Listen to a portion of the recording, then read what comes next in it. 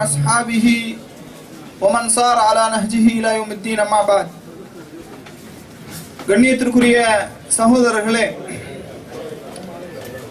தமிழ் சகோதரர்களுடைய ஒரு சந்திப்பு நிகழ்ச்சி தான் இந்த நிகழ்ச்சி. அரபு நாட்டிலே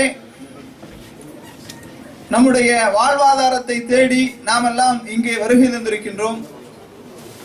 இங்கே வருகை தந்திருக்கக்கூடிய நீங்களும் நாமெல்லாம் இந்தியா, இலங்கை போன்ற நாடுகளில் உள்ளவர்கள். இந்த நிகழ்ச்சி எதற்காக என்று சொன்னால், இந்த நிகழ்ச்சிக்கு நாம் ஒரு தலைப்பை போட்டிருக்கின்றோம், இஸ்லாம் ஓர் அறிமுகம். காரணம், இன்றைக்கு உலகத்தில் இஸ்லாத்தை குறித்து பல்வேறு விதமான பொய் பிரச்சாரங்கள் செய்யப்பட்டு வருகின்றது. நம்முடைய இந்தியாவில் கூட மத மோதல்களை உருவாக்கி பரஸ்பரம் சகோதரர்களாக வாழ்ந்து வருகின்ற மக்களுக்கு மத்தியில் மத மோதல்களை உருவாக்கி ஓட்டுகளை சேகரிப்பதற்காக சில முயற்சிகளை சில அரசியல் கட்சிகள் செய்து வருகின்றார்கள். ஆனால் உண்மையிலேயே இஸ்லாமிய மார்க்கம் எப்படிப்பட்ட மார்க்கம்? இஸ்லாத்தினுடைய கடவுள் கொள்கை என்ன? இஸ்லாம் எந்த அளவுக்கு சாந்தி சமாதானத்தை போதிக்கக்கூடிய மார்க்கம் என்பது சம்பந்தமான ஒரு கருத்து பரிமாற்றத்திற்காகத்தான் இந்த ஒரு சந்திப்பு நிகழ்ச்சி. அதை போன்று நம்மில் ஒவ்வொருவரும் ஒவ்வொருவரை புரிந்து கொள்ளும் விதமாக நமக்குள் ஒரு நல்ல புரிந்துணர்வு ஏற்படுவதற்காகத்தான் இந்த ஒரு சந்திப்பு நிகழ்ச்சி. இது போன்று நாம் அவ்வப்போது நிகழ்ச்சிகளை நடத்துவோம். அந்த அனைத்து நிகழ்ச்சிகளுக்கும் நீங்கள் வருகை தர வேண்டும், உங்களுடைய ஒத்துழைப்புகளை நீங்கள் தர வேண்டும் என்று கூறிக்கொள்கின்றேன்.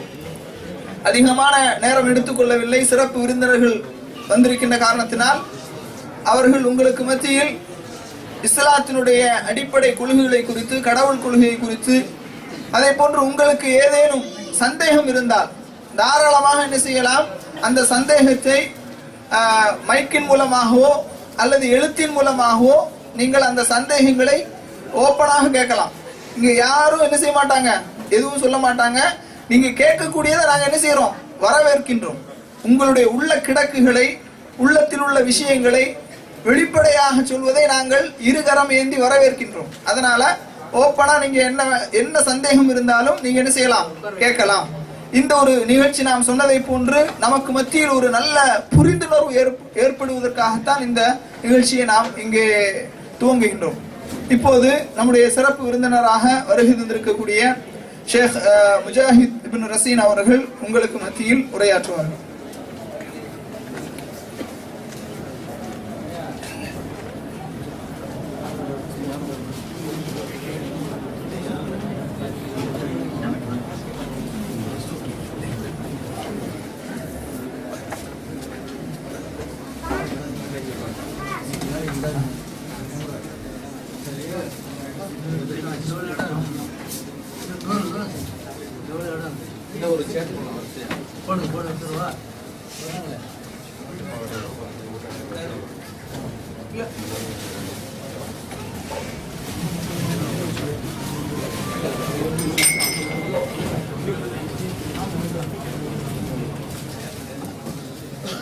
அஸ்ஸலாமு அலைக்கும் வரஹ்மத்துல்லாஹி வபரகாத்துஹு.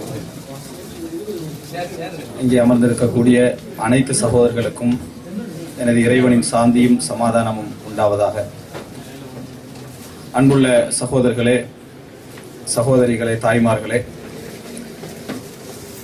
இந்த நிகழ்ச்சியில் முதல் சந்தோஷமும் மகிழ்ச்சியும் என்னவென்று சொன்னால், மாற்று மத சகோதரர்களோடு பேச கிடைக்கின்ற தருணம், பழக கிடைக்கின்ற தருணம், நாம் பரிமாற கிடைக்கின்ற தருணம் என்பது மிகவும் அரிது.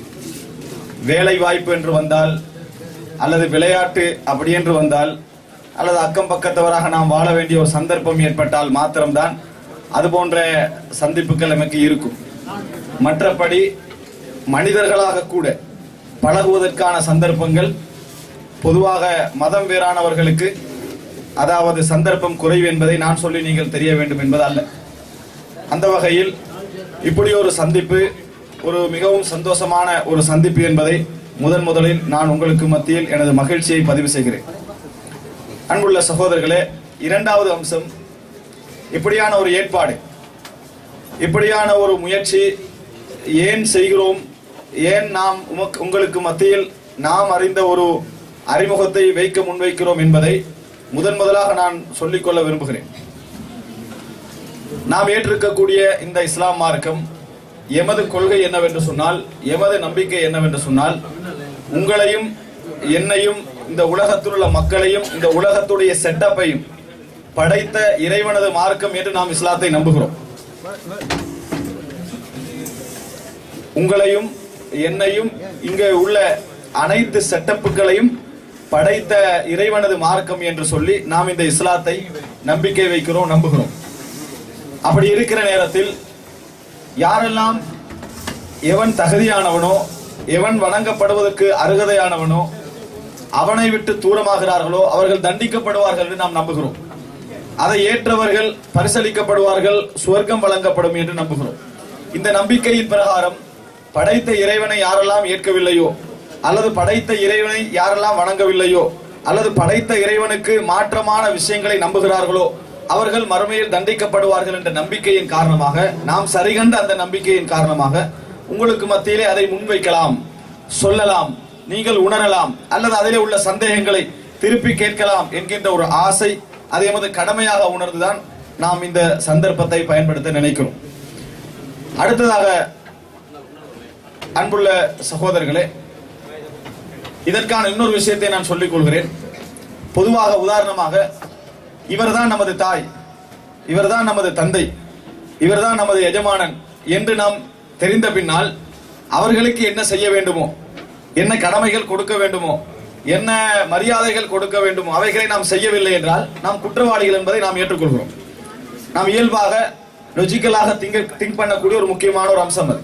யார் தகுதியோ அவருக்குரிய தகுதியை வழங்காது விட்டால், அல்லது அவரது தகுதிக்கு மாற்றமாக நாம் பேசினால் நாம் குற்றவாளிகள். நம்மை வளர்த்த தந்தை, நம்மை பெறுவதற்கு காரணமாக இருந்த தாய், இவர்களுக்கு அவதூறு சொல்லி அவர்களை நாம் தவறுதலாக ஏதாவது பேசுவதை குற்றம் என்று நாம் ஏற்றுக்கொள்கிறோம். அதே போன்றுதான் எப்படி பெற்ற தாயை தாய் அல்ல தவறான முறையில் பெற்றார் என்று குற்றம் சாட்டுவது குற்றம் என்று நாம் நம்புகிறோமோ, அது பாவம் என்று நம்புகிறோமோ, அதே போல் அதை விட இந்த உலகத்தை படைத்து அதனது செட்டப்பை தந்து இப்படித்தான் வாழ வேண்டும் என்கின்ற முறைமைகள் எல்லாம் தந்த இறைவனை அவன் இறைவன் அல்ல, அல்லது அவனுக்கு மனைவி உண்டு, அல்லது அவனை மறுத்தல் என்பது உண்மையாக இருந்தால், அது உண்மையாக இருந்தால் நாம் குற்றவாளிகள் என்பதில் எந்த விதமான சந்தேகமும் கிடையாது.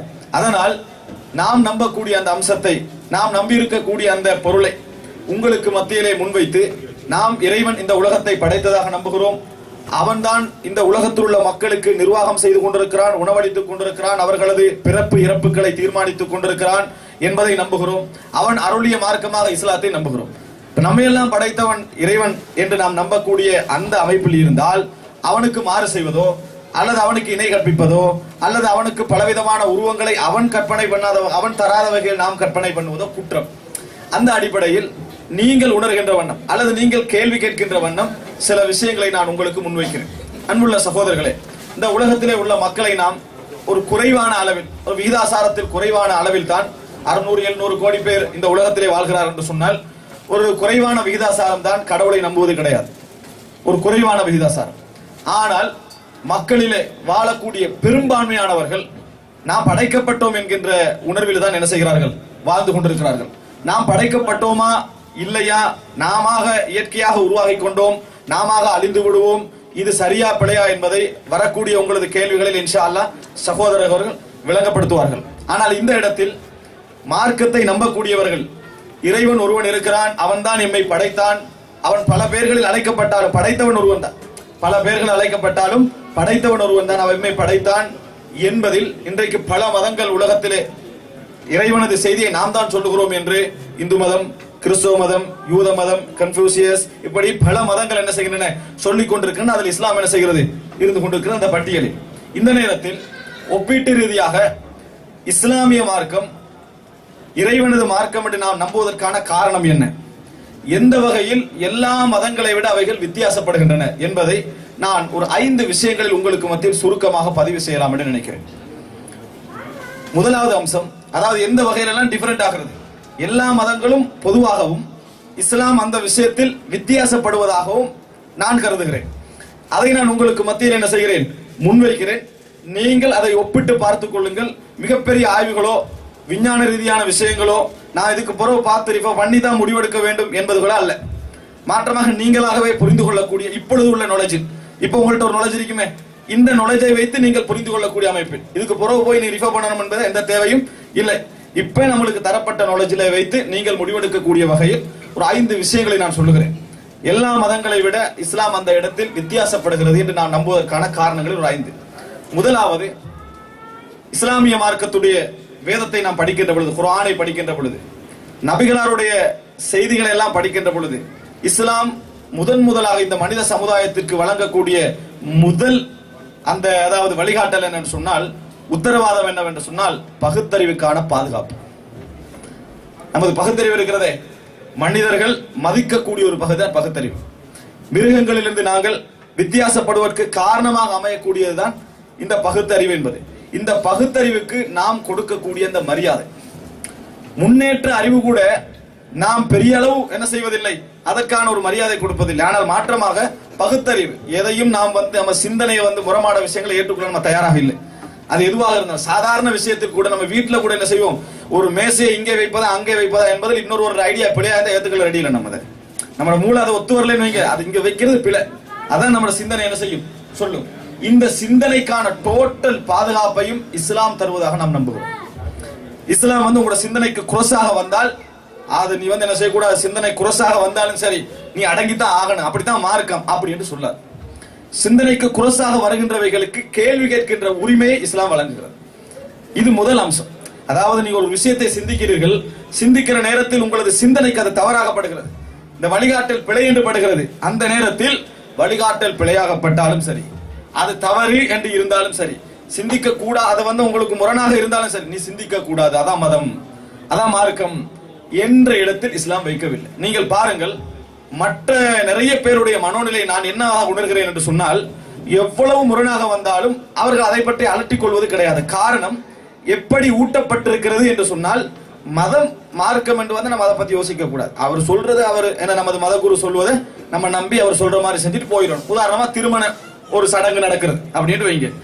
திருமண சடங்கில் அவர் எப்படி நடத்தி வைக்கிறாரோ அதை பத்தி நம்ம கேள்வி கேட்கறது. நம்ம என்ன நினைக்கிறோம்னா, திருமண சடங்கு அவர் நடத்துறாரு, அவரோட வேலையை அவர் செய்யறாரு, நமது வேலை நம்ம என்ன செய்யணும், செஞ்சுட்டு போகணும். அது எப்படி அர்த்தம் உள்ளதா அர்த்தம் இல்லாம இருக்குதா அதெல்லாம் நம்ம சிந்திக்க தயாராக இல்லை. ஆனால் இஸ்லாத்தை பொறுத்த வரைக்கும் அந்த இடத்துல இல்லை. நீங்கள் பகுத்தறிவு ரீதியாக எங்கெல்லாம் சிந்தித்து ஆர்கியூமெண்ட் வைக்க ரெடியோ அங்கெல்லாம் இஸ்லாம் உங்களை வரவேற்பதை நீங்கள் பார்க்கலாம்.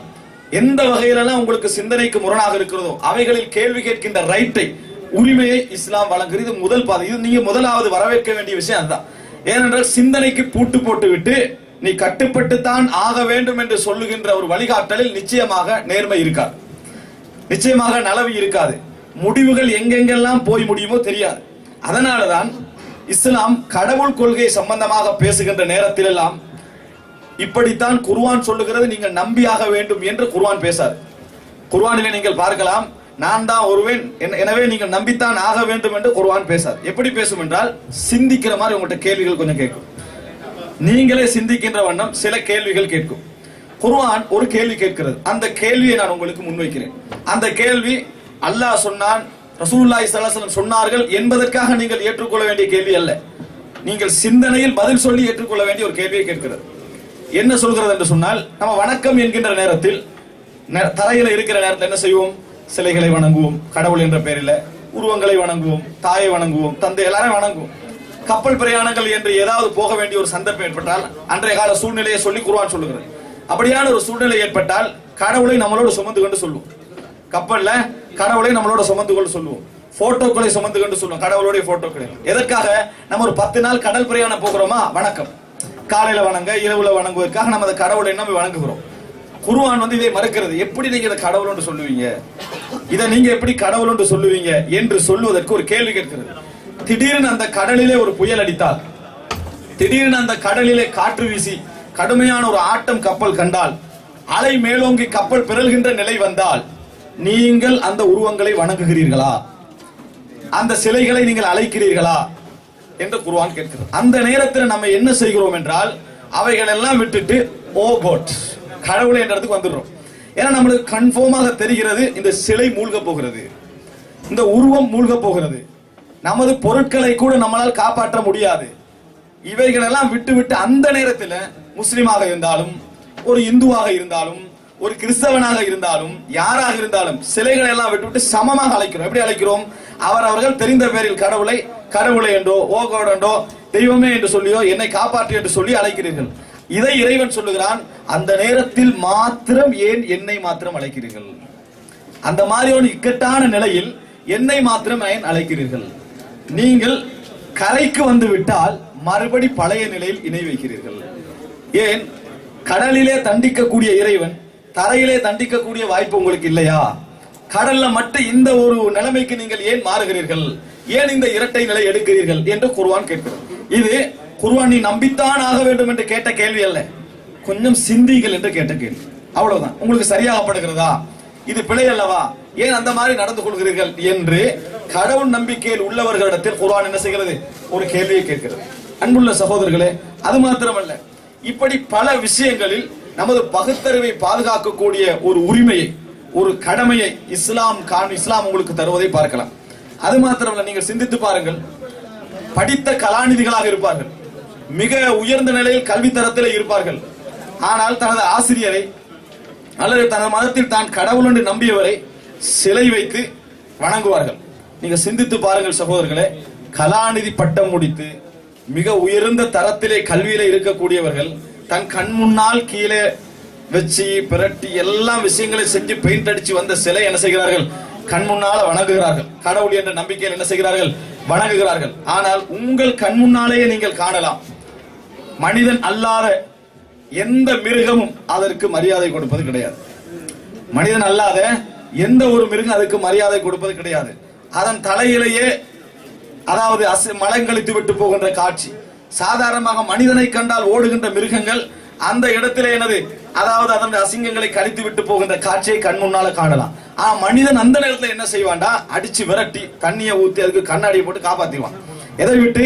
மிருகங்களை விட்டு காப்பாற்றி விடுகிறான். ஆனால் கலாநிதி தரத்தில் இருக்கக்கூடியவர்கள் கூட அதில் சிந்தனைக்கான இடம் கொடுப்பது கிடையாது. என்ன சொல்கிறது என்றால் இஸ்லாம் நமது பகுத்தறிவு பாதிக்கின்ற அமைப்பில் எதையும் இஸ்லாம் அனுமதிக்கவில்லை. நம்ம சலாம் சொல்றோம் முஸ்லிம்களுக்கு மத்தியில், அஸ்ஸலாமு அலைக்கும் சாந்தி உண்டான்னு சொல்றோம். இதுல கூட இஸ்லாம் என்ன சொல்லும்டா, வலா யன்ஹனி, என்ன செய்வானா? இப்படி வளைஞ்சி தாழ்ந்து சொல்லிவிட வேண்டாம். உனக்கு நான் பணிவில்லை, எனக்கு நீ அடக்கமாக இருந்து கொள்வதும் அதே போன்று ஒழுக்கமாக இருந்து கொள்வதும் மரியாதையாக இருந்து கொள்வது வேறு. ஆனா எவராக இருந்தாலும் பணிந்து விடுவது என்பது என்னது? வேறு என்பதை இஸ்லாம் எங்களுக்கு சொல்லி தருகிறது. நான் சுருக்கமாக இதை சொல்லுகிறேன். ஒப்பிட்டால் நீங்கள் வேண்டுமென்றால் ஒரு விஷயம் மாத்திரம் செய்யலாம்.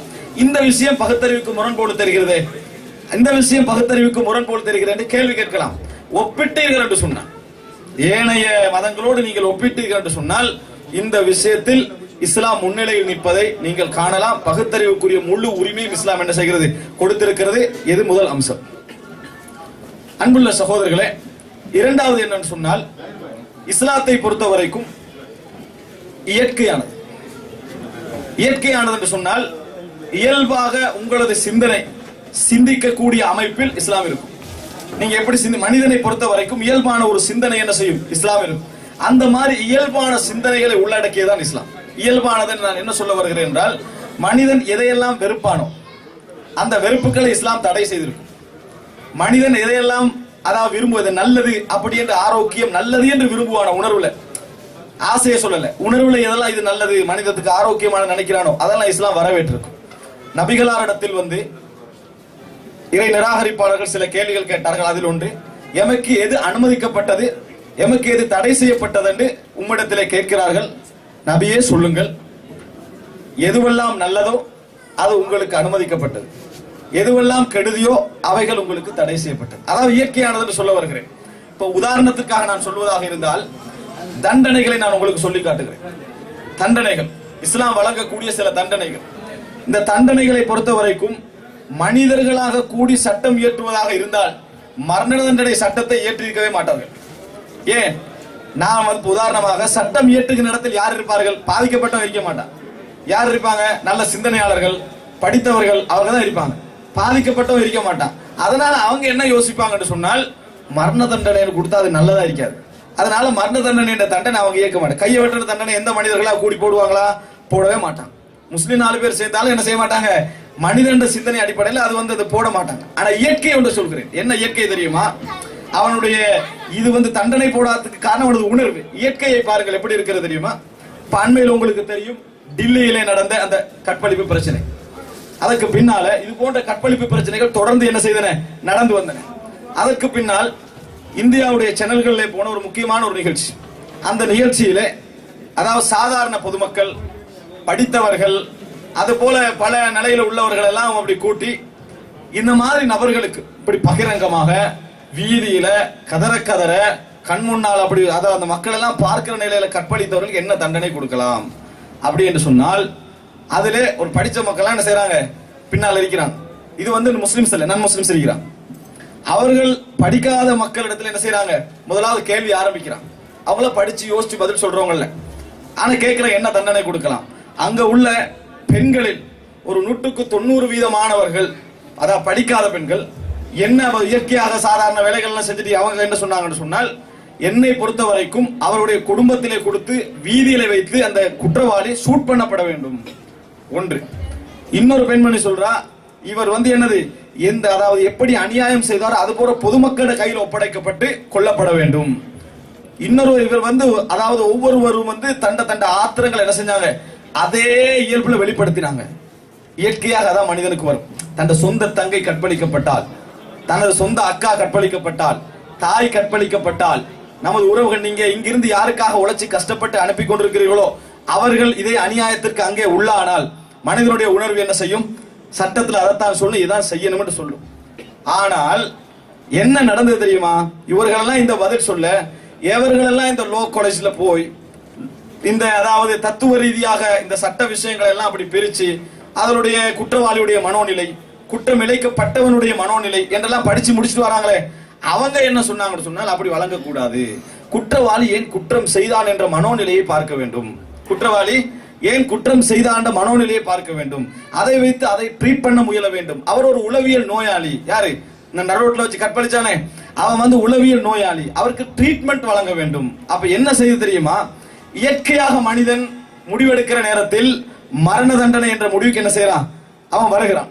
அதே நேரத்தில் கல்விக்கூடம் அதாவது இந்த மாதிரி லோ என்று போகிற அந்த இடத்துல வைத்து என்ன படிப்பிக்கிறார்கள் என்று சொன்னால், சைக்காலஜிக்கலி உளவியல் ரீதியாக இது என்னென்ன பாதிப்புகளை ஏற்படுத்தும் என்று பிரித்து அவர்களுக்கு ஊட்டப்பட்ட கல்வியில் என்ன முடிவெடுக்கிறாங்க தெரியுமா, மரண தண்டனை மட்டுமல்ல, சிலர் சிறை தண்டனையே கொடுக்க கூடாது, உளவியல் ரீதியாக அவர்களை ட்ரீட் பண்ண வேண்டும். அப்படியே என்ன செய்கிறார்கள், முடிவெடுக்கிறார்கள். வித்தியாசத்தை புரிந்து கொள்ளுங்கள்.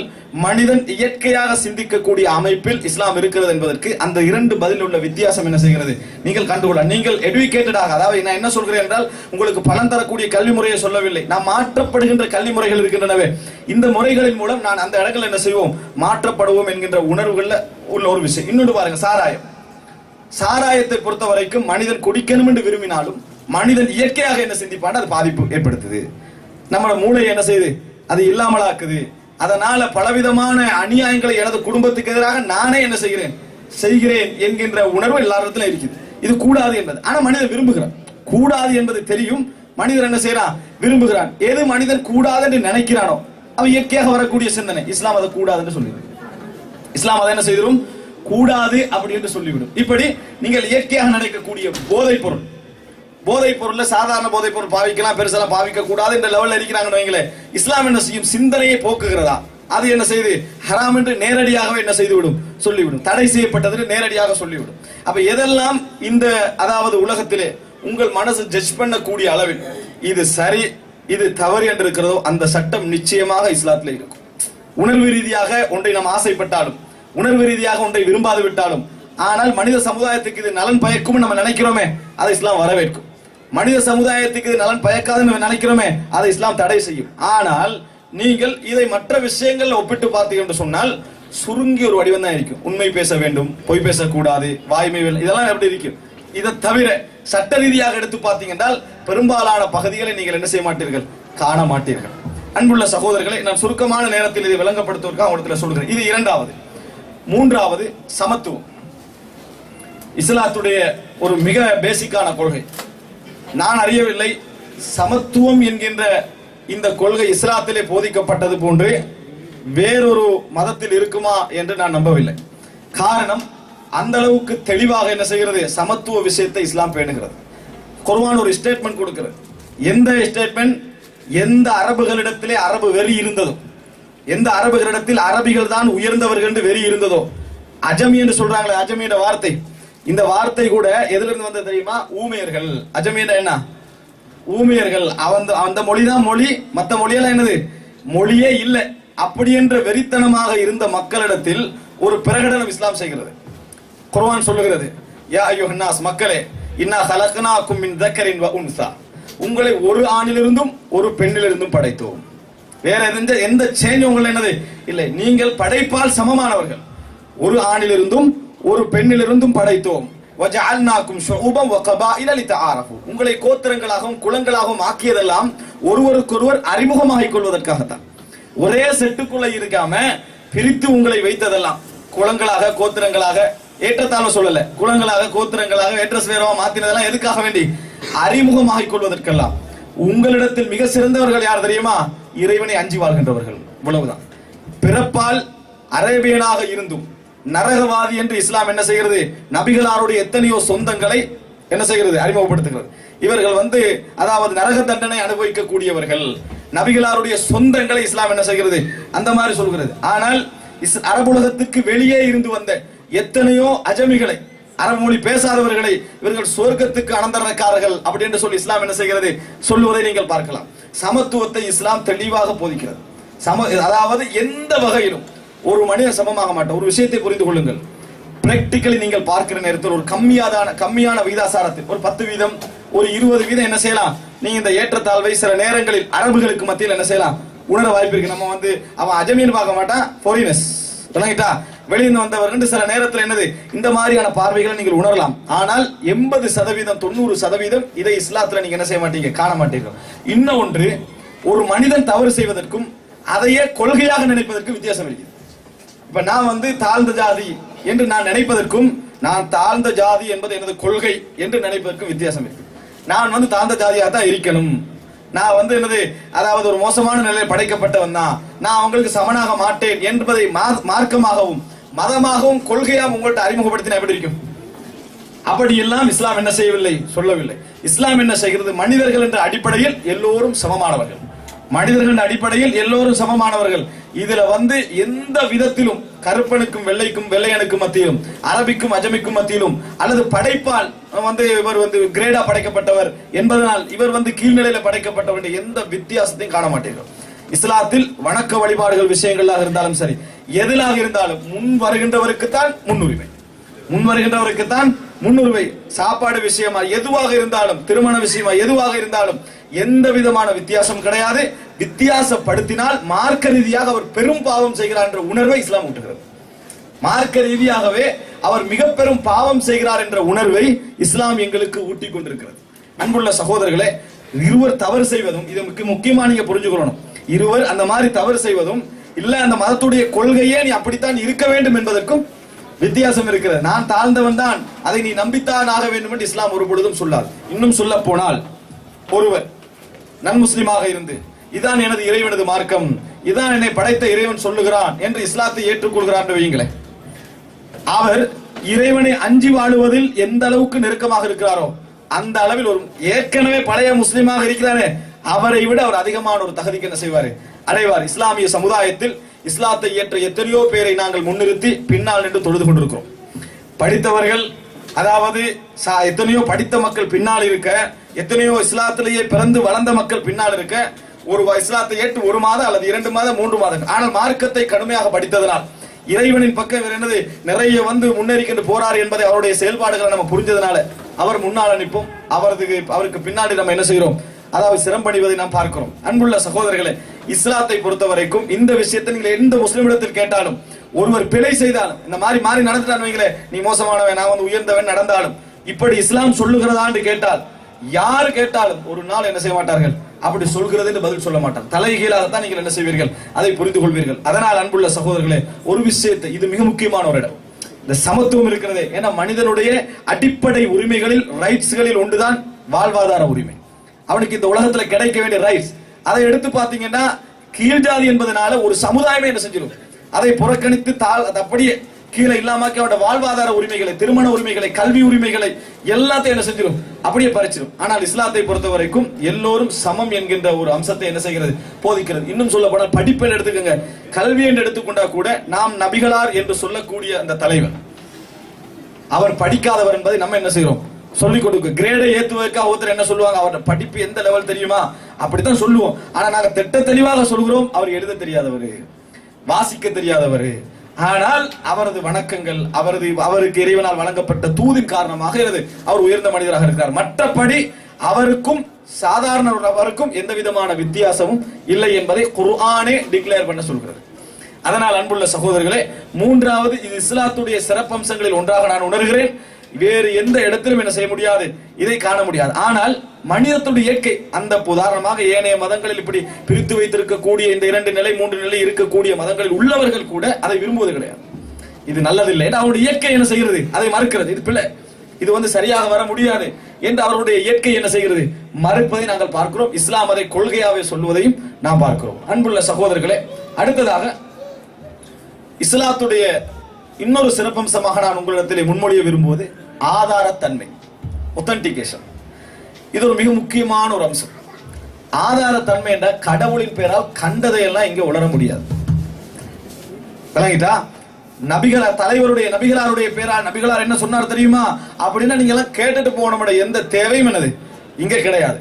இறைவன் சொன்னான் ஒரு மெசேஜை 1400 வருடங்களுக்கு பின்னால் இருக்கக்கூடிய நாம், இறைவன் சொன்னார் என்று மத குருவாக இருந்து கொண்டிருக்கக்கூடியவர்கள், மத குருவுடைய அந்த வடிவத்தில் இருக்கக்கூடியவர்கள் சொன்னாலும் எமது பொதுமக்கள் ஏற்கக்கூடாது என்பதுதான் இஸ்லாத்துடைய கொள்கை. அவர் சொல்லுவதில் ஆதாரத்தை அந்த பொதுமக்களை கேட்டு தெரிந்து கொள்ள முடிகின்ற அமைப்பில் இஸ்லாம் வைத்திருக்கிறது. அது ஒரு மிக முக்கியமான ஒரு இடம். கடவுளை பேரால கண்டதையெல்லாம் என்ன செய்ய முடியாது. கடவுள் இப்படி சொல்லி இருக்கிறார், அப்படியா, இவர் நல்ல தோற்றத்தில் இருக்கார், தாடியோட ஜுப்பா இருக்கிறார், இவர் தான் என்னது லைன்ல இருக்கிறவர் என்று சொல்லி என்னது அப்படி என்று இஸ்லாத்துல எந்த விதமான கொள்கையும் கிடையாது. கடவுள் பேரால் ஒருவன் ஒரு விஷயத்தை சொல்கிறான், அப்படியாக இருந்தால் அவன் அல் குர்ஆனில் இருந்து எடுத்து காட்ட வேண்டும் இருக்கிறது. அல் குர்ஆன் கடவுள் சொன்னதா, அது இன்ஷாஅல்லாஹ் உங்களுக்கு கேள்விகளில் வழங்கப்படுகிறது. ஆனால் அல் குர்ஆன் இறைவனுடைய வேதம் என்று நம்புகிற நாம், இறைவன் சொன்னானா குர்ஆனில் இருந்து எடுத்துக்காட்டு, இந்த குர்ஆனிலே இல்லையா அது இறைவன் சொல்லவில்லை. எவ்வளவு சொன்னாலும் சரி, இந்த நாட்டில் உள்ள அரபி அந்த இதுல உள்ள உச்சகட்டம் உள்ள மக்காவிலே பிறந்து வளர்ந்தவன் சொன்னா நம்ம ஏற்றுக்கொள்ள தயாரில்லை. இறைவனாக இருந்தால் குர்ஆனிலே அது சொல்லப்பட்டிருக்கும். இல்லாத மெசேஜை இந்த மார்க்கத்தில் எவரும் ஏற்றுக்கொள்ள தயார், யாரும் உளர முடியாது. இந்த உளறினால் இன்றைக்கு இஸ்லாமிய சமுதாயத்திலேயே தவறு செய்யக்கூடிய பெருங்கூட்டத்தை நம்ம பார்க்கிறோம், பார்க்காம இல்லையா? நேரே கொள்கையில தவறு செய்யறாங்க, ஒழுக்கத்துல தவறு செய்யறாங்க, இப்படி தவறு செய்யக்கூடியவர்களை பார்க்கிறோம். அவர்களை நோக்கி நாம் பேசுகின்ற ஒரே இடம் எங்கிருந்து? குர்ஆனில் இருந்து பேசுவோம். குர்ஆன் அப்படி சொல்லவில்லை, இறைவன் அப்படி சொல்லவில்லை, பிழை செய்கிறீர்கள் என்ற இடத்திலிருந்து நம்ம பேசுவோம். இரண்டாவது, நபிகளாருடைய வழிமுறை, வழிகாட்டல். இந்த இரண்டும் இன்று வரைக்கும் பாதுகாக்கப்பட்ட முறை இருக்கிறது. இது போன்று வேற எந்த மதத்திலும் பாதுகாக்கப்படவில்லை என்பதை நாம் என்ன செய்யலாம், ஆணித்தரமாக நாம் எடுத்து சொல்லலாம். அன்புள்ள சகோதரர்களே, நினைத்து பாருங்கள், இந்த உலகத்துல ஒரு தகவலை பாதுகாப்பதற்கு 1400 வருடங்களுக்கு முன்னால் உள்ள ஒரு தகவல் என்று வைங்க. இந்த தகவலை பாதுகாப்பதற்கு இந்த உலகத்துல நீங்க மேக்சிமமா என்ன முறையை காண்றீங்க? அந்த முறையில் இஸ்லாம் பாதுகாக்கப்பட்டிருக்கு. அதாவது ஒரு 1400 வருடங்களுக்கு முன்ன ஒரு வரலாறு வைங்க. இந்த வரலாறை பாதுகாப்பதற்கு இந்த உலகம் என்ன முயற்சி எடுக்கும்?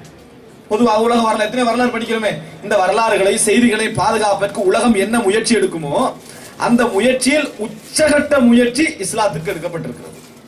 ரசூலுல்லாஹ், அதாவது எங்கள் தலைவர் அல்லாஹ்வுடைய தூதர் இந்த ஸல்லல்லாஹு அலைஹி வஸல்லம் அவர்கள் இந்த செய்தியை சொன்னார் என்றால் நினைத்தவர்கள் சொல்ல முடியாது. சொன்னார் என்பதற்கான முழு ஆதாரம் எங்களிடத்தில் இருக்கும். எப்படி? எவர் சொன்னாரோ, நபிகளார் சொன்னார் என்று எவர் எங்களிடத்திலே முன்மொழிகிறாரோ அவரிடம் இருந்து சொன்ன தூதர் வரைக்குமான அந்த சொன்னவர்களுடைய பதிவும் வரலாறும் எம்மிடத்திலே இருக்கும். அவர்கள் நம்பகமானவர்களா இல்லையா என்ற வரலாறும் இருக்கு. இது ஒரு செய்திக்கு, எல்லா செய்திக்கும் அப்படி இருக்கும். ஒரே செய்திக்கு அல்ல, எல்லா செய்திக்கும் எங்களிடத்திலே அந்த தகவல் ஆதாரம் இருக்கும். சொன்னவர்கள் நல்லவர்களா கெட்டவர்களா பொய்யர்களா திணிக்கப்பட்ட செய்தியா, ஒவ்வொரு செய்திக்கும் கிட்டத்தட்ட நபிகளாரிடமிருந்து 10,000 செய்திகள் பாதுகாக்கப்பட்டிருக்கின்றன. 10,000 செய்திகள் அவருடைய வழிகாட்டல்கள் பாதுகாக்கப்பட்டிருக்கின்றன. இந்த 10,000த்திற்கும் 10,000 அறிவிப்பாளர் வரிசையும், அதாவது 10,000 தொடர், இந்த மாதிரி நபர்களை கொண்ட கோர்வை தொடரும், அவர்கள் நம்பகமானவர்களா என்ற தொடரும் நாம் பாதுகாத்து வைத்திருக்கிறோம். அது இல்லாமல் நினைத்ததை தலைவர் சொன்னார் என்ற பேர்ல யாரும் என்ன செய்ய முடியாது. இப்ப மட்டுமல்ல, என்றைக்கும் அவர்களால் விட்டு கட்ட முடியாது. இப்படியான ஒத்தன்டிகேஷன், ஆதார தன்மை இஸ்லாத்தில் இருக்கிறது. அன்புள்ள சகோதரர்களே, இந்த ஆதாரத்தன்மை இல்லாத ஒரு மதம் நம்மளால் பல சிக்கல்களை உண்டாக்கும். காரணம், மத குருமார்னு வந்துருவாங்க. மத குருமார்னு என்ன செய்வாங்கன்னா, கடவுளோட பேர்ல 4 விஷயத்தை உங்கள்கிட்ட சொல்லுவாங்க. இது கடவுள் தான் சொன்னார் அப்படின்றதுக்கு என்ன ஆதாரம்? நான் இவ்வளவு நாள் இங்க இருக்கிற இந்த மதஸ்தலத்துல நான் தான் 10 வருஷமா இதுக்கே சேவை செஞ்சுட்டு இருக்கிறேன். நீ உலகத்துல என்னமெல்லாம் தேடிட்டு போறாய், நான் இதுல நீ எனக்கு முரணா பேசுவியான்னு கேட்கறதுக்குரிய ரைட் இஸ்லாத்துல இல்லை. எத்தனை நீங்க 50 வருஷமாக இருந்து போட்டு ஒரு விஷயத்தை கேட்டாலும் அவர் பதில் சொல்ல வேண்டிய கடமையில் இந்த இஸ்லாம் என்ன செய்கிறது, இருந்து கொண்டிருக்கிறது. ஆதாரத்தன்மை மிக முக்கியமான அம்சம். இறைவனது பேரால், மார்க்கத்துடைய பேரால் தவறுகள் நுழைந்தால் தடுக்குவதற்கான எல்லா சுவரும் ஆதாரத்தன்மையோடு இருந்து கொண்டிருக்கிறது. இறைவன் சொன்னானா இதுக்குரிய செய்தி இது, நபிகளார் வழிகாட்டினார்களா அதுக்குரிய செய்தி இது என்கின்ற பகுதி இஸ்லாத்திலே காணக்கூடிய ஒரு சிறப்பம்சமாக நான் உணர்கிறேன். ஏனைய விஷயங்களுக்கான வழிகாட்டலை என்ன செய்ய முடியவில்லை, ஏனைய அம்சங்களுக்கான செய்திகளை நாம் காண முடியவில்லை. நம்ம இது மாதிரி ஏனைய மதங்களில் காண முடியவில்லை. இது 4வது அம்சம். கடைசியாக அன்புள்ள சகோதரர்களே, இந்த சிறப்பம்சங்களில் நான் 5வதாக காணக்கூடிய மிக முக்கியமான ஒரு அம்சம் என்னென்றால், அனைத்து விஷயங்களையும் உள்ளடக்கக்கூடிய ஒரு மார்க்கம். அனைத்து விஷயங்களையும் உள்ளடக்கக்கூடிய ஒரு மார்க்கம். இந்த இடத்தில் நான் ஒரு பௌத்த மதத்தின் ஒரு உதாரணத்தை சொல்லுகிறேன். அனைத்து விஷயங்களையும் உள்ளடக்கக்கூடிய மார்க்கம் என்றால், மனிதன் தனது திருமண குடும்ப வாழ்க்கை, அரசியல் வாழ்க்கை, தொழில் வாழ்க்கை, கல்வி வாழ்க்கை, ஆன்மீக வாழ்க்கை என்ற எத்தனையோ பகுதிகளை கொண்ட ஒரு லைஃப் தான் மனிதனுடைய லைஃபுடைய செட். இந்த செட்டில் மதம் பெரும்பாலும் எதை கவனம் எடுக்கும் தெரியுமா? ஆன்மீக வாழ்க்கை மட்டும். எப்படி குனியணும், எப்படி எழும்பணும், எப்படி பிரார்த்திக்கணும், எப்படி நேர்ச்சை செய்யணும், அதோட முடிஞ்சது. அதோட மதம் என்ன செஞ்சிடும், அவரோட டச் வைக்காது, கனெக்ஷன் வைக்காது. ஆனால் மனிதனுடைய வாழ்க்கையை நீங்கள் எத்தனை செக்ஷனாக பிரிப்பீர்களோ, அரசியல் வாழ்க்கை, ஆன்மீகம், குடும்ப வாழ்க்கை, தொழில் வாழ்க்கை என்று என்னென்ன வாழ்க்கையை நீங்கள் பிரிப்பீர்களோ அத்தனையும் உள்ளடங்கக்கூடிய நேரடியான சட்டங்கள். நம்மளா கற்பனை பண்ணி பின்னால வந்தவங்க தொகுத்த சட்டங்கள் அல்ல. இது இறைவனது வழிகாட்டல் என்று குர்ஆனில் எடுத்து காட்டுகின்ற வண்ணம், இது நபிகளாருடைய வழிகாட்டல் என்று அவர்களுடைய வழிகாட்டலை எடுத்து காட்டுகின்ற வண்ணம். பின்னால் யாருடைய வழிகாட்டலும் அல்ல. இந்த செய்திக்கு இந்த சட்டம், இந்த செய்திக்கு இந்த சட்டம் என்று ஒரு சட்டையாப்பு போன்று அனைத்து விஷயங்களையும் உள்ளடக்கக்கூடிய தன்மை இஸ்லாத்திலே இருப்பதை நீங்கள் பார்க்கலாம். அன்புள்ள சகோதரர்களே, இது கூட நீங்க சரியா புரிஞ்சுக்கணுன்றதுக்காக நான் சொல்றேன். இலங்கையில என்னது இப்போ ஒரு மத ரீதியான ஒரு கலவரங்களை தூண்டுகின்ற ஒரு நிலைமை என்ன செய்து உருவாகிட்டு வருது. அப்ப வீதியில ஒரு போஸ்டர் அடிச்சுக்கிறாங்க அப்படின்னு சொன்னால், பௌத்தம் பரிபூர்ணமான சட்டங்களை உள்ளடக்கிய மதம், உலகத்துக்கு எல்லா விதமான சட்டங்களையும் உள்ளடக்கிய ஒரு மதம், யாருக்கும் அதுக்கு எதிராக கருத்து சொல்ல உரிமை உண்டு என்கின்ற அடிப்படையை நான் சொல்லுகிறேன். பௌத்த மதத்தில் அரசியலுக்கான எந்த சட்டத்தை நீங்க காண மாட்டீங்க. ஒரு சிங்கிள் வேர்டு என்ன செய்ய மாட்டீங்க, காண மாட்டீங்க. குடும்ப வாழ்க்கைக்கான எதுவும் காண மாட்டீங்க. ஆன்மீக வாழ்க்கை, எப்படி கடவுளை அடைவது, அல்லது அந்த கடவுளை அல்ல, எப்படி அந்த ஆன்மீக முக்தியை அடைவது, கடைசி நிலைக்கு எல்லாம் துறந்து இந்த ஆசைகள் எல்லாத்தையும் முழுசாக இல்லாமாக்கி அந்த நித்திய நிலையை அடைவதற்கான வழிகாட்டல் வேணும்னா ஒரு சில புத்தரின் பெயரால் 600 வருடங்களுக்கு பின்னால துவக்கப்பட்ட விஷயங்களை என்ன செய்யலாம், காணலாம். மற்றபடி எதுவும் இல்லை. ஆனா இப்படி போட்டிருக்கிறாங்க. எப்படி சொல்லுவாங்க தெரியுமா? அன்பு செலுத்துதல் தான் உலகத்தில் என்னது, கடவுள் அப்படி அன்பு செலுத்துதல் தான் உலகத்துல மிக முக்கியம், அதான் கடவுள்னு சொல்லுவார்கள். இதை எப்படி சொல்லுவாங்க தெரியுமா? அரசியல். உதாரணமா பௌத்த மதத்தில் அரசியல் என்றால் என்ன? எல்லோரும் அன்பான முறையில் அரசியல் செய்ய வேண்டும். அப்ப பௌத்தம் அரசியலே சொல்லி இருக்கிறது, சரியா? அதே போல பௌத்த மதத்தில் குடும்ப வாழ்க்கை என்ன? குடும்ப வாழ்க்கையில் அன்பான முறையில் நடந்து கொள்ள வேண்டும். அப்ப பௌத்தம் என்ன செய்கிறது? குடும்ப வாழ்க்கை எங்களுக்கு சொல்லி இருக்கிறது. அதே போல தொழில் வாழ்க்கை என்ன? கஸ்டமர்ஸோடு அன்பான முறையில் நடந்து கொள்ள வேண்டும். எனவே பௌத்தம் என்ன செய்திருக்கிறது? தொழில் வாழ்க்கையை சொல்லி இருக்கிறது. இதுதான் அவங்க சொல்லக்கூடிய பரிபூர்ணம். நான் இந்த பரிபூர்ணத்தை சொல்லவில்லை. இப்படி நம்ம விற்கலாமா, இப்படி வாங்கலாமா, இந்த டிரான்சாக்சன் சரிதானா, இந்த மாதிரி இடத்துல வியாபாரம் செய்யலாமா, இந்த பொருளை வியாபாரம் செய்யலாமா, இந்த மாதிரியான விஷயங்கள் மனித குலத்துக்கு நலவு பயக்குமா, இது போன்ற நேரடி சட்டங்களை நான் சொல்லுகிறேன். உதாரணமாக இந்தியாவோட காவிரி பிரச்சனை, அந்த நதி பிரச்சனை போகுது 2 மாநிலங்களுக்கு இடையில, இதை பத்தி நான் சொல்றேன். இதை மத ரீதியாக ஒரு தீர்ப்பு சொல்லுங்கள் என்று சொன்னால் தீர்ப்பு காண முடியாது. ஆனால் நான் இஸ்லாத்திலிருந்து உங்களுக்கு என்ன செய்வேன், நேரடியாக இது போன்ற பிரச்சனைக்கு நபிகளார் வழங்கி ஒரு தீர்வை நான் சொல்லுகிறேன். இது போன்ற எந்த பிரச்சனையை நீங்கள் எடுத்துக்கொண்டாலும் நேரடி தீர்வை, மிக முக்கியமான அம்சங்கள், சில கிளை விஷயங்கள் இருக்கும். கிளை என்றா அது தோன்ற வடிவம் அப்படியே பல பிரான்ச்சா போற விஷயங்கள், அவைகளை நம்ம பொதுவாக என்ன எடுக்கணும். ஆனால் இது போன்ற மெயினான பிரச்சனைக்கெல்லாம் இஸ்லாம் என்ன செஞ்சிடும், நேரடியான தீர்வு சொல்லும். அந்த காவிரி பிரச்சனையில பாத்தீங்கன்னு சொன்னால், எந்த மாநிலத்துக்கு சொந்தம் என்ற பிரச்சனை செய்து, அல்லது அந்த மாநிலத்துக்கு மத்தவனை கொடுக்கலாமா இல்லையா பிரச்சனை போய்கிட்டு இருக்கு. நபிகளார் இடத்தில் ஒரு பிரச்சனை வரும். இந்த உதாரணத்துக்காக நான் சொல்லுகிறேன். ஒரு பிரச்சனை வருகிறது. என்ன பிரச்சனை? ஒரு நதி, ஒரு வாட்டர்ஃபால், அதாவது நீர்வீழ்ச்சி, அதுக்கு பக்கத்துல ஒரு வயல், அதை தாண்டி இன்னொரு வயல், முதல் வயல் ஒரு நபருக்கு சொந்தம், இரண்டாவது வயல் இன்னொரு நபருக்கு சொந்தம். முதலாவது வயல் உள்ளவர் என்ன செய்யறாருண்டா, தண்ணியை நல்லா எடுத்து அதில் உள்ள நீர் போட்ட பொறுத்து வர தண்ணியெல்லாம் எடுத்து அதெல்லாம் வேலையெல்லாம் செஞ்சு முடிஞ்சு நல்லா நிதானமா வச்சுதான் அடுத்தவருக்கு என்ன செய்வாரு, அனுப்புவார், வரப்ப திறந்து விடுவார்.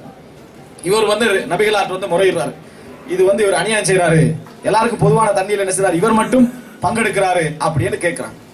அதற்கு நபிகளார் சொன்னார்கள் ஒரு ஆலோசனையாக, அப்படி முறைப்பட்ட எவரை பற்றி முறைப்பட்டாரோ அவர்கிட்ட சொன்னார்கள், தேவையான அளவு எடுத்துட்டு அவசரமா திறந்து விட்டுருங்க, தேவையான அளவு எடுத்து விட்டு அவசரமாக திறந்து விடுங்கள் என்று சொன்னார். ஆனால் ஒரேடியாக திறந்து விடுங்கள் நபிகளார் சொல்லல. இவர் எதிர்பார்த்தது அதுதான். இவர் எதிர்பார்த்தது என்று சொன்னால் அவருக்கும் சமம் எனக்கும் சமம் என்று வரணும் என்று தான் எதிர்பார்த்து போய் முறையிட்டாரு. ஆனா நபிகளார் என்ன செய்யறாங்கன்னா, கேட்டவருக்கு சார்பா நடக்கல. அங்க என்ன சொல்றாங்கன்னா, நீங்க கொஞ்சம் ஒரு அளவு எடுத்துட்டு திறந்து விடுங்கள் என்றார்கள். இவருக்கு கோபம் வந்துச்சு, உங்களோட சொந்தக்காரருடைய பிரச்சனை என்பதனால நீங்க இந்த மாதிரி நடந்து கொள்கிறீர்கள் என்று கேட்டார். உடனே நபிகளார் சொன்னார், எவர் வந்து அந்த வாட்டர் ஃபால்ஸ் பக்கத்தில் இருக்கிறாரோ நீங்கள் முழுமையாக பயன்படுத்துங்கள், பயன்படுத்தி முடித்து விட்டு நீங்கள் முடிகிற நேரத்தில் திறந்து விடுங்கள் அப்படின்னு சொன்னார்கள். சரி, இந்த தீர்ப்பு எவன் பக்கத்தில் இருக்கிறானோ அவனுக்கு தான் முழு உரிமை என்பதை சொல்லக்கூடிய ஒரு தீர்ப்பு, அப்படியா இல்லையா? எவன் பக்கத்தில் இருக்கிறானோ அவன் தான் முழு உரிமை படைத்தவர் என்பதை சொல்லக்கூடிய ஒரு தீர்ப்பு. இந்த நேரத்தில் முழுமையாகவே நீங்க காவிரி பிரச்சனை ஒப்பிட்டு எல்லாம் வச்சுக்கிட்டா, ஒரு உதாரணத்துக்காக நான் சொல்லுகிறேன். இதுல இந்த தீர்ப்புல நீங்க என்ன யோசிக்கணும் என்று சொன்னால், இந்த தீர்ப்பு சொல்ல முடிஞ்சாச்சு நம்ம யோசிக்கிறோம், அநியாயமா இருக்கிறது, அநியாயம் அல்ல. நன்மை அடைவதை இஸ்லாம் எப்படி தீர்ப்பாக சொல்லுகின்ற பொழுது பாதிப்பையும் பார்த்துத்தான் இஸ்லாம் தீர்ப்பாக சொல்லும். அந்த நீர்வீழ்ச்சி பொங்கி அது வந்து ஒரு பாதிப்பை ஏற்படுத்துகிற நிலைமையில வந்தால் முதலாவது அழியும் வயல் அது. எது பக்கத்துல இருக்குதோ அது போயிடும், எது பக்கத்துல இருக்குதோ அது போயிடும். அது அழிஞ்சு முடிஞ்சாதான் அடுத்ததாக வாரு இரண்டாவது நபர் பாதிக்கப்படுவார். எவர் பாதிப்புல கூடுதலாக இருக்கிறாரோ அவர் நன்மையிலும் கூடுதலாக இருக்க வேண்டும் என்பதுதான் இஸ்லாத்துடைய தீர்ப்பு. எவர் பாதிப்புல அதிகமோ அது பெருக்கெடுத்தால் முதலாவது யார் போறாங்களோ, கடல் ஓரத்தில் உள்ளவர்களுக்கு தான் உரிமை அதிகம். கடலோரத்திலே உள்ளவர்களுக்கு தான் உரிமை அதிகம். நீ மட்டும் கடலோரத்தில் இருந்ததுக்காக வேண்டி கடல் உனக்கு சொந்தம் இல்லை என்று நடுவில் தரையில் உள்ளவன் வந்து என்ன செய்யலாது, அங்க பேச முடியாது. காரணம் சுனாமி வந்தா முதலாவது போறது யாரு, அவன் தான். விளங்கிட்டான்? பாதிப்பிக்க நம்ம தரையில் இருந்தாலும் தப்பிட்டோம் இங்க, சரியா? நம்ம தரையில் இருந்தாலும் தப்பிட்டோம். நன்மையிட்டு வந்தா கடல் எல்லோருக்கும் சொந்தம் பண்ணுவாங்க, கடல் எல்லோருக்கும் சொந்தம் பண்ணுவாங்க. அப்படி இஸ்லாம் சொல்லல. எவன் பாதிப்புல கூடயோ அவனுக்கு நன்மை என்ன செய்யணும், கூட இருக்க வேண்டும். இப்படி எதுவாக இருந்தாலும் நீங்க பெரிய ஒரு காணி இருக்கிறீங்க, பிரிச்சு கொடுக்க போறீங்க, அதை வந்து பிரிக்கிற டைம்ல எத்தனை முழம் வீதி விடணும் என்று ஒரு மதம் சொல்லுமா? இஸ்லாம் சொல்லும், நேரடியாக சொல்லும். நீங்கள் காணி பிரித்து கொடுக்கிற நேரத்தில் பிசினஸ் பண்ண போறீங்களா, வீதியை 7 முழமாக அமையுங்கள், நேரடியாக ரசூலுல்லாஹி ஸல்லல்லாஹு அலைஹி வஸல்லம் அல்லாஹ்வுடைய தூதர் சொன்னார்கள். உதாரணத்துக்கு நான் உங்களுக்கு சொல்லி காட்டுகிறேன். நீங்கள் எந்த துறை வணக்கம் என்று எடுத்துக்கொண்டாலும் பல்வகைப்பட்ட வணக்கங்களை சொல்லுகின்ற ஒரு மார்க்கம் இஸ்லாம்.